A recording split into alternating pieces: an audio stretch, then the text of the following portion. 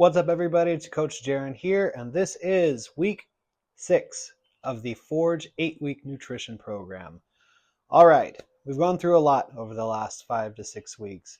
We've learned how to track our food. We've learned how to hit a calorie budget. We've learned how to hit a protein target within a calorie budget. We've practiced being mindful and prepared when it comes to our eating so we can set ourselves up for success. Now we're going to take a little bit of a deviation. This week, our assignment is to plan an off-plan meal. Now, this is different than a cheat day. We don't cheat on our diet. Our diet is the things that comprise what we eat regularly. Planning to cheat and planning to offset your own success is a bad mindset to get into. But that doesn't mean that everything that we do is always rigorously planned or structured.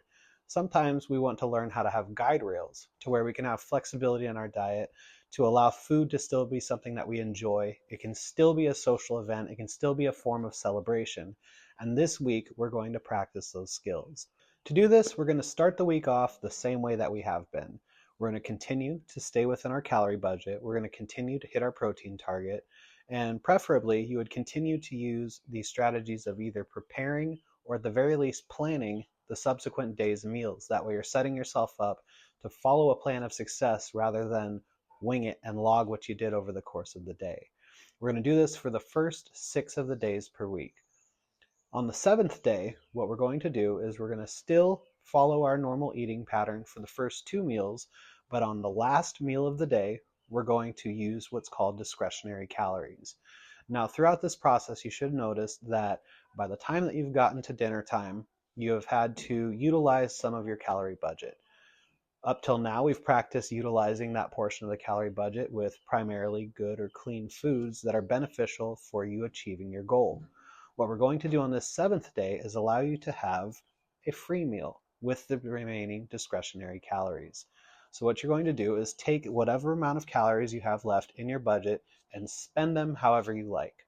We're going to treat this very similar to how you would budget your money. When you have your paycheck each month, you have to spend it on things that are crucial and vital and important first. You have to pay rent. If you have payment on your car, you have to pay that. You have to put gas in the car. You have to put food on the table.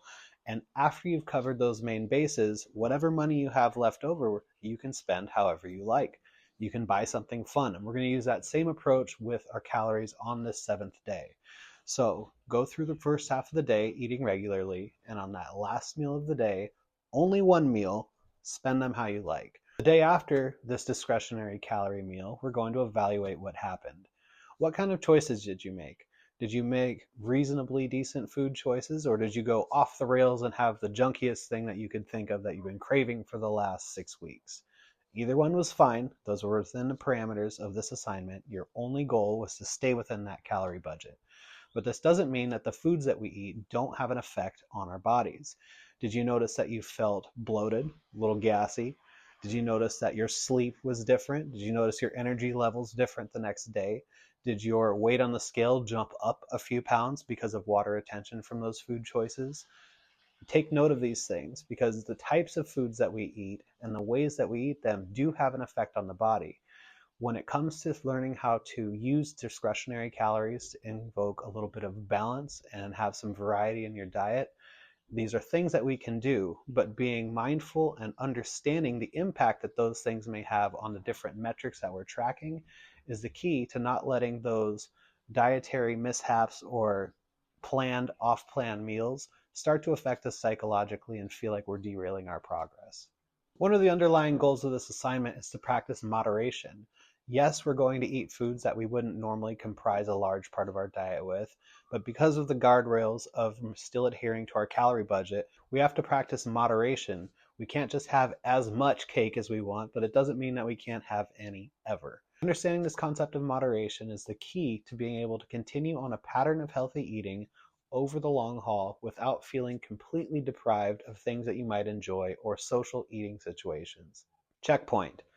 If you did go off the rails and turn it into an all-out bender of a cheat meal, or you decided to say screw it and cheat all day long, then go back to the beginning of the week and start over.